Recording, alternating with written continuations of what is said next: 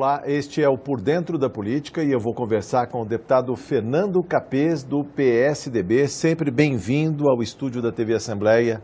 Agora, campeão de votos nesta reeleição. Deputado, o que falar? Primeiro, 214.592 votos em 2010, agora 2014, no dia 5 de outubro, uma avalanche de votos, 306.268. Qual é a resposta que o senhor dá para os paulistas que acreditaram no seu primeiro mandato e referendaram a sua candidatura, deputado? Olá, Jorge, em primeiro lugar, um prazer muito grande estar aqui entrevistado por você, na TV Assembleia, na nossa casa, a Casa do Povo, cumprimentando o nosso telespectador.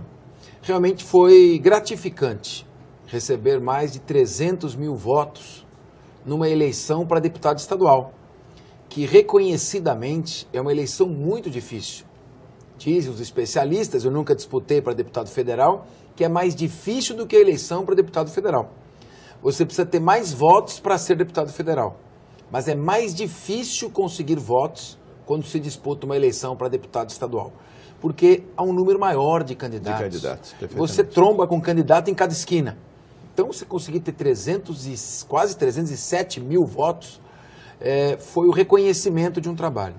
Eu poderia te dizer o seguinte, eu não sou uma pessoa assim, um político profissional, um homem extremamente experiente em questões da política.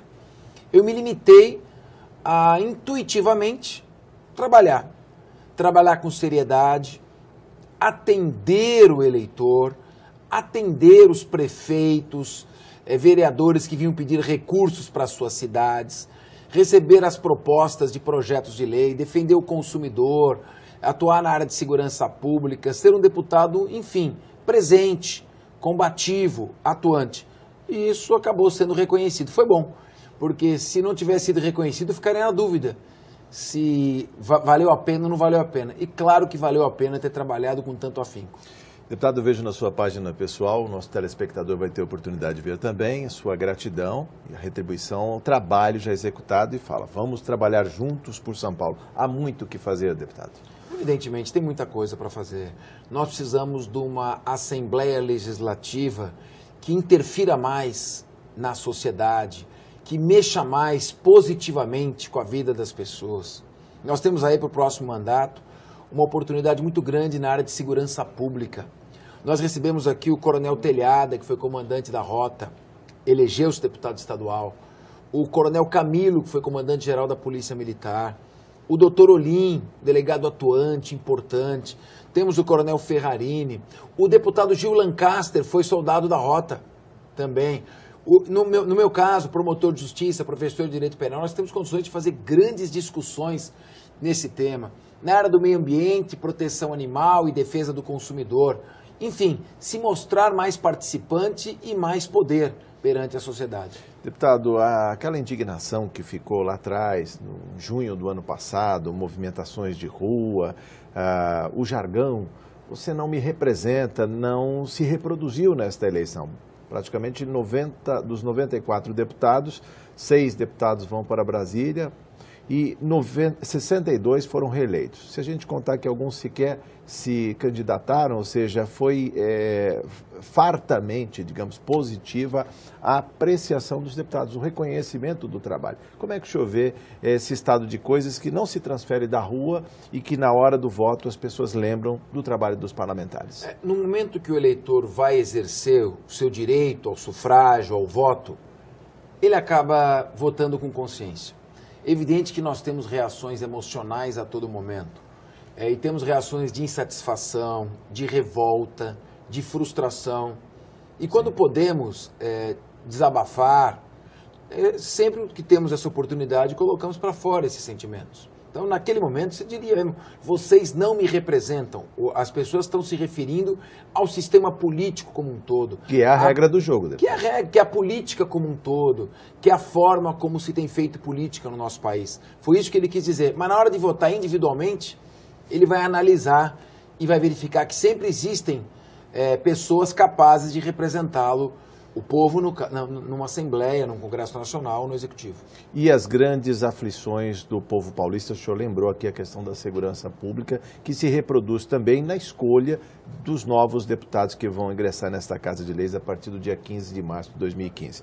O que falar em termos de segurança pública, que é a função precípua do Estado, e mais especificamente dos estados. O que falar sobre essa possibilidade de trabalho parlamentar nessa casa? Bom, do ponto de vista da Assembleia, além de não obstruir e facilitar o desenvolvimento da linha administrativa do governador Geraldo Alckmin, porque eu vejo muitas pessoas criticando, mas só se 60% da população for masoquista, porque 60% dos eleitores aprovaram a administração Geraldo Alckmin. Ninguém está dizendo que não há problemas e que a gente não possa contribuir e construir, mas foi o reconhecimento de um modelo de gestão com seriedade, com prudência, com cautela, com compromisso, fazendo aquilo que tem que ser feito. Mas nós podemos dar sugestões. Eu, por exemplo, entendo que no caso do combate à criminalidade, passa necessariamente pelo combate ao crime organizado. Ou seja, combater a causa para não combater o efeito. Então, as quadrilhas de narcotraficantes estruturadas em sistema de pirâmide, estimular o trabalho de inteligência, não apenas o trabalho como já existe, em que o Estado é receptor de denúncias para investigar, mas agindo proativamente, de maneira por meio de estruturas móveis que tenham a elite dos policiais civis, a elite do P2, o serviço velado da Polícia Militar, que é aquele policial que trabalha sem a farda, a elite dos grupos do Ministério Público, dos GAECos, dos promotores, da Receita Federal. Sim. Criar um sistema de força-tarefa, Receita Municipal, para fazer um ataque direcionado a determinados focos de organizações. Tem muitas quadrilhas de traficantes. Você pode montar algumas forças-tarefa por parte do Estado, coordenando com o Ministério Público, Polícia Federal,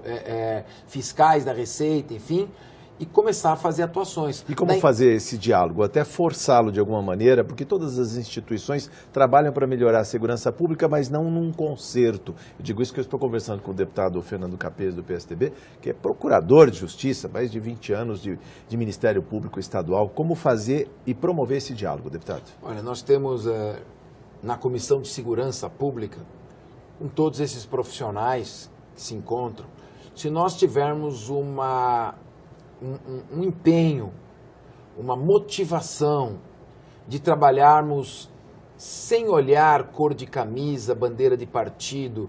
Nós agora somos poder legislativo, estamos trabalhando.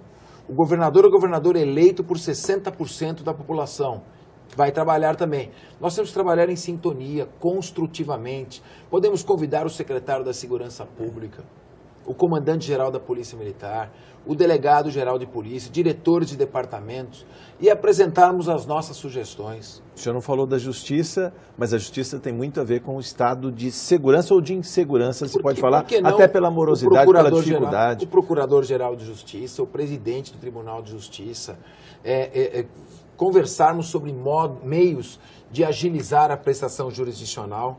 Nós temos aqui, por exemplo, na Assembleia Legislativa, um projeto importantíssimo, precisa ser votado, que é a remuneração dos CEJUSCs, que são os Centros Núcleos de Conciliação e Mediação. E que vem para desafogar a justiça. Desafoga a justiça. Com isso, você pode destinar mais tempo para processos criminais, por exemplo. Sim, deputado, ainda no tocante a esse concerto, Poder Legislativo, Poder Judiciário,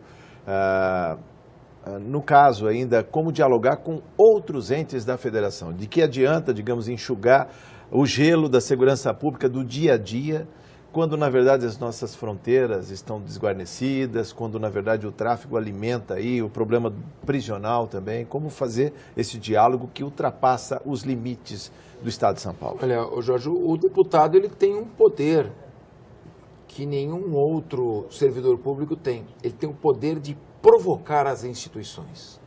E provocar dentro de uma discussão ampla, não apenas uma discussão técnica focada numa área, discussão política no sentido maiúsculo da palavra. Nós temos sim que discutir com as outras assembleias legislativas.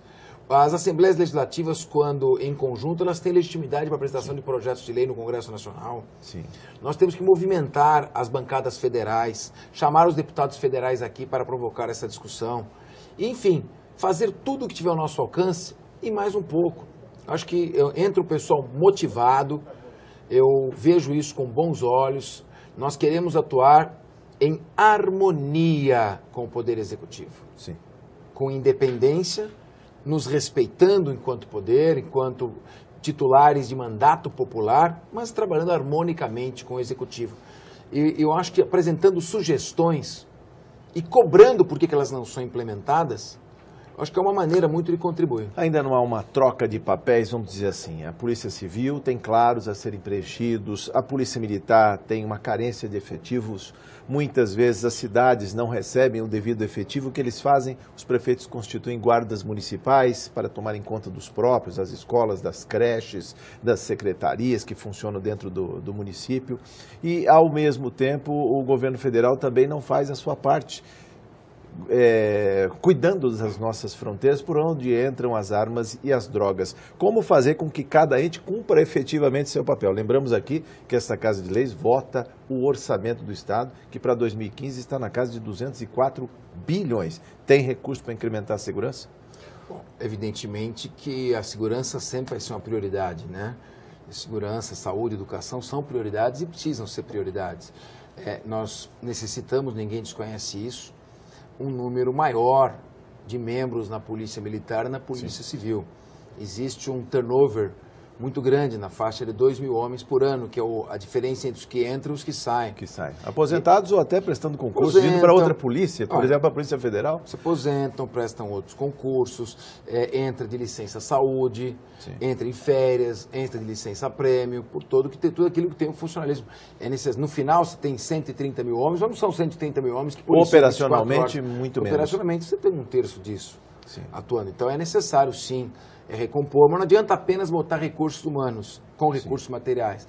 É necessário treiná-los, remunerá-los bem, motivá-los e ter criatividade para usar desses recursos na medida certa. Inteligência policial. Trabalho com inteligência, prevenção, monitoramento, se antecipar ao fato, buscar a informação, usar as técnicas, os instrumentos da lei do crime organizado. Então, tudo isso está à disposição. Agora, a vontade, a iniciativa, a ação faz a diferença também, né? Você tem dois servidores públicos, os dois, um atuando e um mais parado. Claro que vai dar resultado, a ação humana faz a diferença. Sim. Deputado, vamos para outros setores que também geram bastante, digamos assim, dúvidas no tocante a melhorias que às vezes demandam muito tempo. Educação, por exemplo, deputado, o que fazer para melhorar os nossos indicadores na área de educação? O Brasil cresceu, virou uma potência econômica, mas na hora dos testes que vão aferir a capacidade dos nossos estudantes, nós estamos lá embaixo. Evidente, você tem, em primeiro lugar, um estudante que chega à sala de aula com uma série de deficiências internas no seio familiar.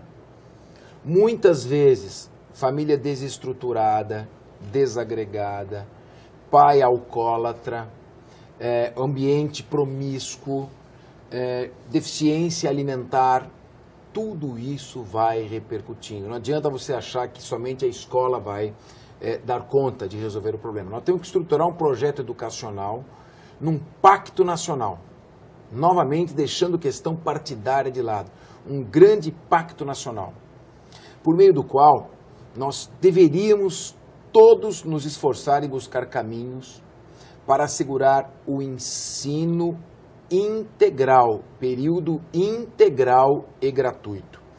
A criança chega de manhãzinha na escola, faz o seu café da manhã na escola, o lanche matinal, a refeição do almoço, o lanche vespertino e o jantar. Entra de manhã e sai somente tarde da noite. O ensino tem que ser um ensino de qualidade, estimular cada vez mais o professor. E esse governo tem feito conquistas, é inegável que tem melhorado a condição remuneratória dos professores. Se sente isso pela diminuição do índice de insatisfação dos professores, né?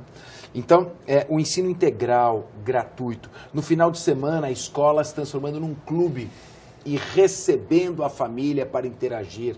Escola para pais, material didático para pais também. Em muitos bairros de periferia, a escola é o único ponto do Estado ali presente, né? É que tem mais visibilidade, é o centro. Se você ficar simplesmente com paliativos, tentando remendar e consertar a casa pelo telhado e não pela estrutura, você criando políticas de cotas nas universidades para achar que com isso você vai sanar o imenso déficit que vem do ensino médio, do ensino fundamental, não vai resolver nada, é só uma medida pirotécnica, sem qualquer impacto efetivo. O aluno vai ficar ali, serve para fazer propaganda de governo, mas ele não vai ter aproveitamento, porque ele vem completamente sem base. Eu fui diretor de universidade, e eu vi muitos alunos chegarem à universidade, com sérias sem deficiências. cotas nem nada, chegar à universidade com seríssimas deficiências de construção de um parágrafo de raciocínio, às vezes de uma frase que tenha sentido.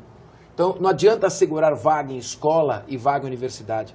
Na escola tem que começar desde cedo, com ensino integral e ensino de qualidade com supervisão. Isso o país já conseguiu lá atrás, nos anos 90, com a universalização das matrículas. Nós já estamos aí praticamente com 98,5% de matrículas, ou seja, dentro da idade escolar, deputado. Isso já foi um salto, mas que começou lá pelo menos 20 anos atrás. O passo seguinte tem que ser que essas aulas que constam da matriz curricular sejam ministradas. Sim. Sejam ministradas com qualidade, que não haja evasão escolar, que não haja greves, interrupção do ensino, porque desse jeito não dá para você construir um país. Então, a base é a educação e tem que levar a educação com muita seriedade. E ter uma concepção menos ideológica e mais científica da educação. Sim. Não procurar levar discussões estéreis, improdutivas, meramente ideológicas, de concepções. Professor na sala de aula, matéria dada, cobra o aluno, estimula o aluno, vê qual é a deficiência do aluno em estudar, tem que tirar nota, tem que verificar como é que ele está tendo aproveitamento. Vamos ser um pouco mais pragmáticos e menos teóricos. A população é pragmática, tanto é verdade que há muita escolha no ensino médio por um curso técnico ou tecnológico, no caso das FATECs, deputado. Isso gera empregabilidade, gera renda e gera possibilidade de melhoria no futuro. Como é que o senhor vê, por exemplo, um dos, digamos assim, dentro aqui do estado de São Paulo, uma das coisas mais procuradas são os cursos da ETEC, da FATEC e do Sistema Paula Souza. Sem dúvida, essa foi uma grande conquista, um legado do governador Geraldo Alckmin. O Serra deu seguimento, o Alckmin ampliou o número de ETECs e de FATECs, está dentro do que nós acabamos de discutir, a visão pragmática da formação. Que adianta ficar formando doutores que não vão ficar desempregados quando há uma carência de uma série de serviços de natureza técnica. Eu vou te dar um exemplo. Hoje a profissão de gesseiro, por exemplo, de jardineiro, de cuidador de idosos, hoje você tem um campo muito mais profícuo de trabalho do que se formar mais um advogado. Jogar mais um advogado no mercado de trabalho. Deputado, eu queria falar com o senhor também sobre compromissos, propostas e realizações de mandato. O senhor que tem está imbuído no propósito também de dar mais transparência, visibilidade ao dinheiro público. Deputado, vamos falar um pouco sobre isso e a ação do Estado. Como é que o cidadão pode reivindicar seus direitos com propriedade, dizendo eu pago meus impostos, eu tenho o direito de saber como está sendo investido? A melhor maneira de você fiscalizar como é gasto o dinheiro público é dar transparência a este gasto. Então, nossa proposta é colocar tudo na internet, à disposição do consumidor, a fim de que ele possa fazer esta fiscalização. Ou seja, cada centavo público que é gasto numa obra, numa contratação, isso tem que estar colocado numa emenda parlamentar, isso tem que ser colocado à disposição do público, para que ele faça esse acompanhamento. Esse é o grande, é um tripé que tem atrasado o Brasil.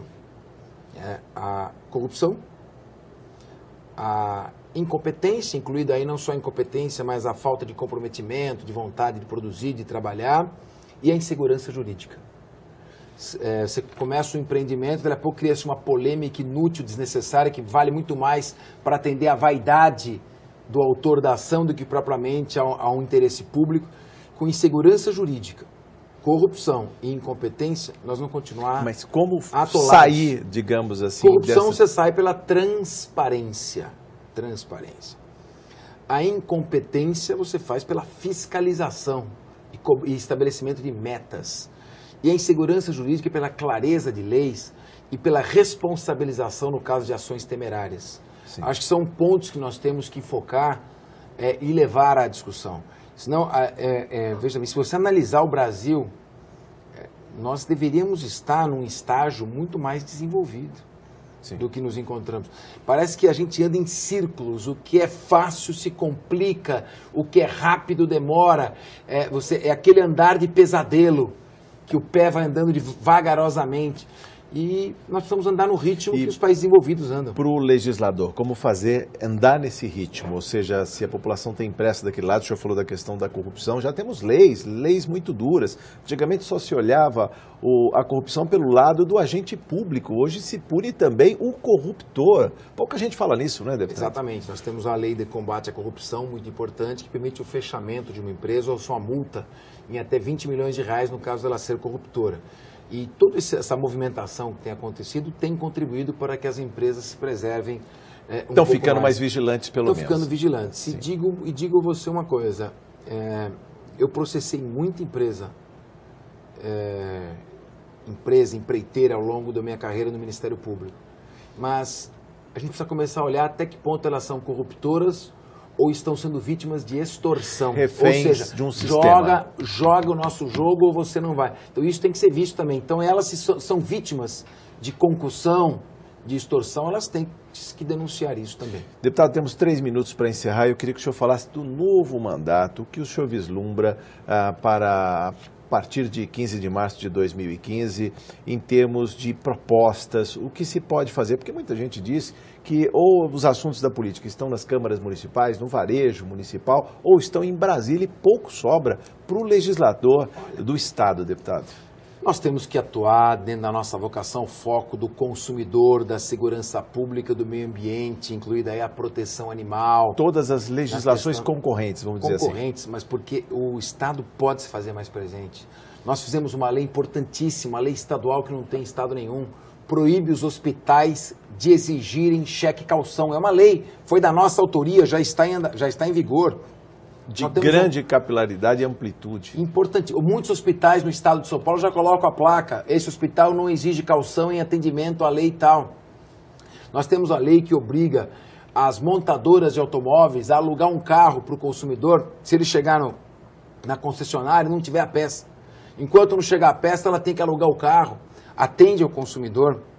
Respeita o direito do consumidor. Ele está comprando um carro de uma concessionária, de uma marca, o mínimo que pode ter uma peça de reposição para ele não ficar a pé. Nós temos a lei que estabelece penas a maus tratos contra animais. Tem muita coisa boa que a Assembleia pode fazer.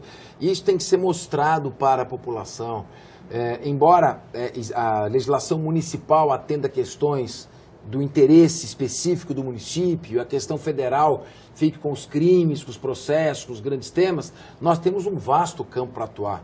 E é o que eu digo, é questão de você fazer a diferença com a tua atuação, com a tua iniciativa, mostrando o teu empenho, a tua vontade de fazer. Para fechar, a defesa da cidadania em 1 minuto, deputado, eu vevejo o senhor com uma campanha que o senhor leva no peito aí, outubro rosa. Outubro rosa, vamos falar disso também. Né? Veja, saúde é prevenção. Toda doença tem cura. Então o que o Estado tem que investir maciçamente... Diagnóstico precoce, isso vai cortar um custo de investimento de saúde e um custo de vida social, de sofrimento, de vidas sendo ceifadas precocemente, prematuramente, se nós tivermos uma estrutura e um programa permanente de prevenção. E esse é do exemplo do câncer de mama. Mudança de cultura, que não olha a doença, olha a saúde do paciente. Tem que olhar exatamente quanto se gasta...